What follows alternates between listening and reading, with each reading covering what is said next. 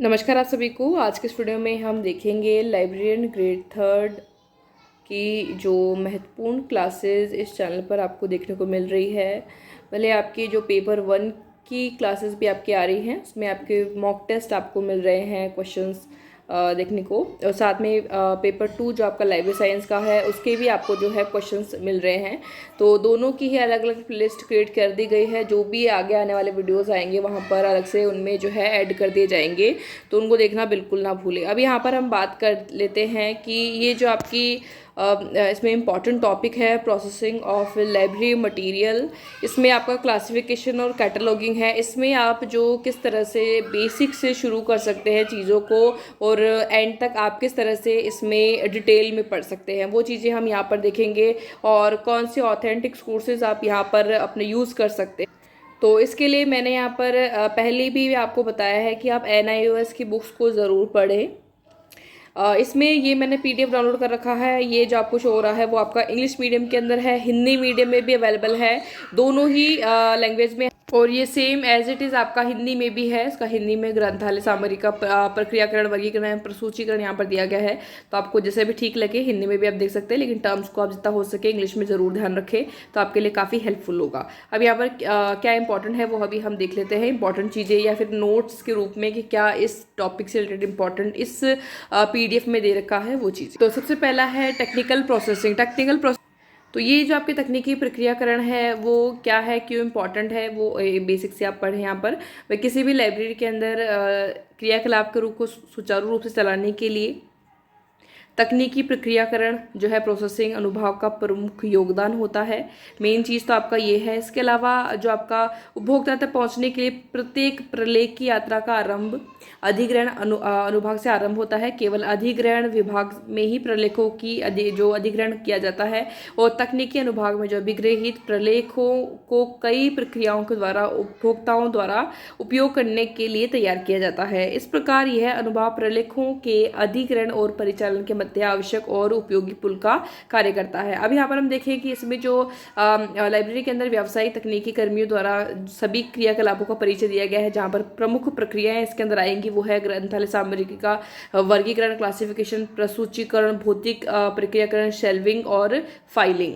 तो ये चीज़ें हैं इसमें। पहला है तकनीकी प्रक्रियाकरण की आवश्यकता क्यों है, तो यहाँ पर इसके कारण दिए गए हैं क्यों इसकी आवश्यकता है, वो आप इसमें पढ़ सकते हैं इजीली। नेक्स्ट यहाँ पर तकनीकी प्रक्रिया के मूलभूत चरण कौन से हैं, चरणों को आपको ज़रूर ध्यान रखना है। जैसे कि इसमें दिए गए हैं कि पहला वर्गीकरण होना चाहिए, फिर प्रसूचीकरण, और फिर है आपका शेल्फ प्रसूची तैयार करना, फिर है आपका प्रलेखों पर लेबल चिपकाना। इसको आप इंग्लिश में भी जरूर ध्यान रखें। तो इंग्लिश में है आपका सबसे पहला classification, cataloguing, preparation of shelf list, और फिर है लेबलिंग द डॉक्यूमेंट्स। तो ये चीज़ें हैं, इनको आप इंग्लिश में जरूर ध्यान रख सकते हैं, या फिर हिंदी में भी आप इनको देख सकते हैं। फिर आपका लाइब्रेरी क्लासिफिकेशन यहाँ पर शुरू होता है। पर्पज ऑफ लाइब्रेरी क्लासिफिकेशन क्यों है, the main purpose of library classification is the facilitate use of reading material.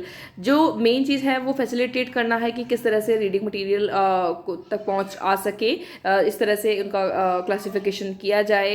Therefore essential that library classification should make the documents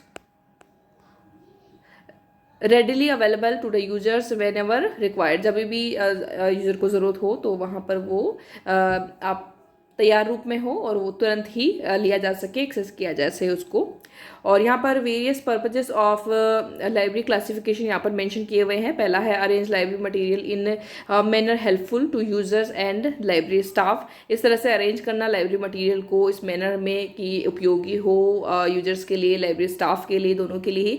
तो ये कुछ चीज़ें हैं यहाँ पर आपको देखना है। साथ में नोटेशन क्या है, ये चीज़ों को सीधा सा कई बार आ जाता है। नोटेशन क्या है, notation is defined as a system of numbers used to present the classes subject in library classification scheme. तो ये आपका होता है नोटेशन। इसको हिंदी में भी आप देख सकते हैं। तो नोटेशन को कहते हैं अंकन प्रणाली, ठीक है। और अंकन प्रणाली का यहाँ पर दिया गया है। बाकी आप नोटेशन को भी ध्यान में रखें तो इंग्लिश में भी ठीक रहेगा, बाकी हिंदी में भी आप इसको ध्यान में रख सकते हैं। अब इस नोटेशनल सिस्टम में क्या क्या कंसिस्ट होता है, इसमें जो चीज़ें हैं मुख्य रूप से, तो पहला है अरेबिक न्यूमरल्स, दूसरा है Roman letters both small and Capitals, इसके अलावा पंक्चुएशन मार्क्स जो होते हैं, इसके अलावा आपका मैथमेटिकल सिम्बल्स इसमें ही इंक्लूड है। तो इन चार चीज़ों को आप ज़रूर ध्यान रखें नोटेशन के अंदर। इसके अलावा यहाँ पर हम देखें जो चीज़ें यहाँ पर दी हुई है, अभी जैसे कि हम देखें प्रोसेसिंग ऑफ लाइब्रेरी मटेरियल के अंदर आपका जैसे सब्जेक्ट है एजुकेशन, उसका नोटेशन इन डीडीसी होगा ये आपका 370। इसके अलावा नोटेशन इन सीसी होगा टी, केमिस्ट्री के लिए 540। इसके अलावा ई यहाँ पर नोटेशन होगा सीसी। तो इस तरह से आपको ये भी पूछ लिए जाते हैं, इनको भी आप ज़रूर ध्यान रखें जो भी इंपॉर्टेंट है। कॉल नंबर क्या है, कॉल नंबर के बारे में भी पूछ लिया जाता है कि कॉल नंबर क्या है, तो इसको आप यहाँ पर पढ़ सकते हैं कि कॉल नंबर क्या है। इसके अलावा एक और चीज़ आप ध्यान रखें महत्वपूर्ण जो है, कई बार आया हुआ प्रश्न भी है कि कॉल नंबर इक्वल टू क्या है। तो कॉल नंबर के अंदर आपका क्लास नंबर आता है, बुक नंबर आता है, कलेक्शन नंबर आता है, कॉपी नंबर आता है इफ एनी। तो ये चीज़ भी आप ज़रूर ध्यान रखें। तो ये बेसिक चीज़ें यहाँ पर दी हुई है जिनको आप यहाँ से ग्रैब कर सकते हैं, याद कर सकते हैं, लिख सकते हैं, जहाँ से भी आपको ठीक लगे। बाकी बहुत ही अच्छे से इन्होंने यहाँ पर डिफ़ाइन कर रखा है चीज़ों को। और इसके अलावा जैसे कि यहाँ पर दी हुई है कि ये आपकी बुक का नाम यहाँ पर दिया हुआ है प्रिंसिपल ऑफ फिजिक्स, और ये किसके द्वारा लिखी गई है। तो इसमें आप किस तरह से call number according to DDC करेंगे, तो ये सारी, तो इसको आप इस तरह से करेंगे। तो जैसे कि इसमें दिया हुआ है D530 NAI यहाँ पर क्या है, तो यहाँ पर इन्होंने मेंशन कर रखा है कि D क्या है यहाँ पर, collection number of main collection of landing to users. 530 नंबर आपका क्लास नंबर ऑफ फिजिक्स यहाँ पर मेंशन किया गया है। NAI यहाँ पर जो लेखक का यहाँ पर जो नाम दिया गया है उनमें से ये लिया गया है। Book number from first 3 letters of author surname. तो इस तरह से आपको ये भी प्रश्न पूछे जा सकते हैं जिसमें आपको उनको बताना होगा कि ये इसका नाम यहाँ पर बनने वाला है इसके अंदर। तो ये काफ़ी सारे यहाँ पर आपको मिल जाते हैं, तो उनको आप और सॉल्व करें।